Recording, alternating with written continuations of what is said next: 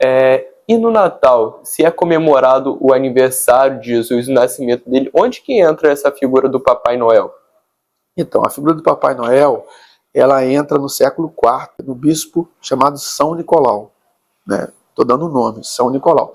Então diz que ele era muito generoso e ele saía nessa época e distribuía presentes.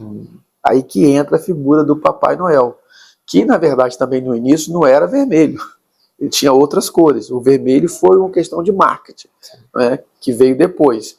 Mas ele pega a questão do presente, que está lá na árvore de Natal, lá de Nimrod, e une. Então aí surge a figura do Papai Noel. Entendi. Ainda falando sobre as decorações que a gente vê nesse final de ano, é muito comum vermos também a figura de anões, jardim, gnomos, que são os ajudadores do Papai Noel, né? O que eles significam?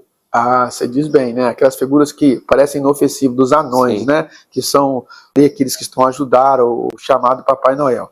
Então, para os povos nórdicos, né? Daquela região da Dinamarca, Finlândia, Islândia e tal, diz isso o seguinte: a história conta que tinha uns seres mágicos das florestas. Esses seres mágicos eram chamados de gnomos, seres mágicos. A enciclopédia Barça fala sobre isso. Então, esses anões que, entre aspas, ajudam o Papai Noel, são esses gnomos, né?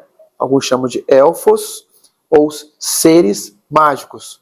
E, na verdade, por trás desses seres mágicos estão os demônios, porque por trás dos gnomos são os demônios. E são os demônios, inclusive, pequenininhos, né? E a gente diria hoje, no contexto brasileiro, são os Exu-mirins. Os Exu-mirins, os demônios pequenininhos. Então, quando a gente põe elementos no nosso jardim, nas decorações natalinas, na verdade, eles são figuras aparentemente inofensivas, mas são demônios.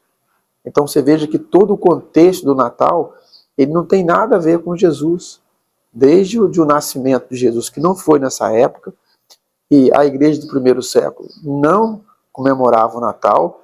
Na verdade, eles apanharam Jesus para tornar o Natal, na verdade, aceito por todos. Então, a pretexto de comemorar o nascimento de Jesus, eles acabam tendo essa estratégia do ex-Lúcifer, na verdade não são eles, em poder agregar o maior número de pessoas possível.